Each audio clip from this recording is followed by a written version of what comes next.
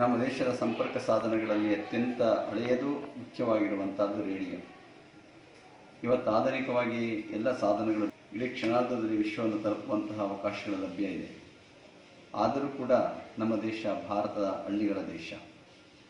ಇನ್ನು ಹಳ್ಳಿಗಳಿಗೆ ಅಂತಹ ಸೌಕರ್ಯಗಳು ಸೌಲಭ್ಯಗಳು ತಲುಪದೇ ಇರುವಂತಹ ಸನ್ನಿವೇಶದಲ್ಲಿ ನಮ್ಮ ಹಳ್ಳಿ ರೇಡಿಯೋ ಅನ್ನುವ ಮೂಲಕ ಪ್ರಗತಿ ಫೌಂಡೇಶನ್ ಅವರು ಈ ಬಗ್ಗೆ ಬಹಳಷ್ಟು ಕೆಲಸ ಮಾಡಿ ದೇಶ ವಿದೇಶಗಳಲ್ಲಿ ತಲುಪಲಕ್ಕೆ ಸಾಧ್ಯ ಆಗದೇ ಇರುವಂತಹ ಸ್ಥಳಗಳಿಗೆ ಎಲ್ಲ ವಿಚಾರಗಳನ್ನು ಮುಟ್ಟಿಸುವಂತಹ ಕೆಲಸವನ್ನು ಮಾಡ್ತಾ ಇದ್ದಾರೆ. ತುಂಬ ಶ್ಲಾಘನೀಯವಾಗಿರುವಂತಹದ್ದು.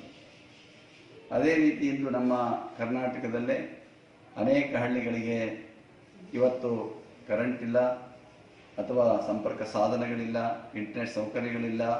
ಇವೆಲ್ಲ ಇಲ್ಲದೇ ಇರುವಂತಹ ಸನ್ನಿವೇಶದಲ್ಲಿ ಅವರಿಗೆ ಮಾಹಿತಿಯನ್ನು ಒದಗಿಸಬೇಕಾದರೆ ಒಂದು ಉತ್ತಮವಾದಂತಹ ಅವಕಾಶ ಬೇಕಾಗಿದೆ ಅಂತ ತಿಳ್ಕೊಂಡು ಗ್ರಾಮೀಣ ಅಭಿವೃದ್ಧಿಯ ಮೂಲಕ ಅನೇಕ ಯೋಜನೆಗಳನ್ನು ಕೇಂದ್ರ ಸರ್ಕಾರ, ರಾಜ್ಯ ಸರ್ಕಾರ ಜಾರಿಗೆ ತರ್ತಾ ಇರ್ತದೆ.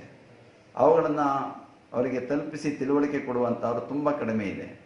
ಆದ್ದರಿಂದ ಆ ಸೌಲಭ್ಯಗಳನ್ನು ಚೆನ್ನಾಗಿ ಬಳಸ್ಕೊಳ್ಬೇಕು ಅನ್ನುವಂಥ ಉದ್ದೇಶದಿಂದ ಅವರಿಗೆ ಸ್ಪಷ್ಟವಾದಂತಹ ರೀತಿಯಲ್ಲಿ ಆ ಮಾಹಿತಿಗಳನ್ನು ತಲುಪಿಸಿ ಅದರ ಉಪಯೋಗ ಪಡ್ಕೊಳ್ಳಿ ಎನ್ನುವಂಥ ಉದ್ದೇಶವನ್ನು ಇಟ್ಕೊಂಡು ಈ ಕೆಲಸವನ್ನು ಮಾಡ್ತಾ ಇದ್ದಾರೆ. ಇವತ್ತು ಮಕ್ಕಳು ಮೊಬೈಲ್ ನೋಡ್ತಾ ನೋಡ್ತಾ ಕಣ್ಣಿನ ದೃಷ್ಟಿದೋಷ ಬಹಳಷ್ಟು ಜಾಸ್ತಿ ಆಗ್ತಾ ಇದೆ. ಅವನ್ನ ಹೋಗಲಾಡಿಸಬೇಕು ಅಂದರೆ ಈ ಒಂದು ರೇಡಿಯೋ ಮೂಲಕ ಕೇಳುವುದರ ಮೂಲಕ ನಾವು ಜ್ಞಾನವನ್ನು ಸಂಪಾದನೆ ಮಾಡಿಕೊಳ್ಬೋದು.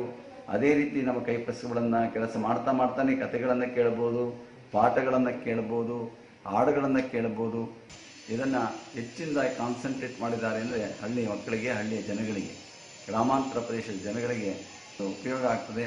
ಇದಕ್ಕೆ ನಮ್ಮ SIT ಇನ್ಕ್ಯುಬೇಷನ್ ಸೆಂಟರ್ ಇದಕ್ಕೆ ಹೆಚ್ಚಿನ ಸಹಕಾರವನ್ನು ಮತ್ತು ಹೆಚ್ಚಿನ ಒತ್ತಾಯವನ್ನು ಅದಕ್ಕೆ ಜೊತೆಗೂಡಿ ಕೈ ಜೋಡಿಸ್ತಾ ಇರುವಂಥದ್ದು ತುಂಬ ಸಂತೋಷ. ಇನ್ಕ್ಯುಬೇಷನ್ ಸೆಂಟ್ರು ಭಾಳ ಚೆನ್ನಾಗಿದೆ ನಮ್ಮ SITಲಿ. ಅದರ ಮೂಲಕ ಈ ಪ್ರಯೋಜನ ಎಲ್ಲರಿಗೂ ತಲುಪಲಿ, ಒಳ್ಳೆಯದಾಗಲಿ ಅಂತ.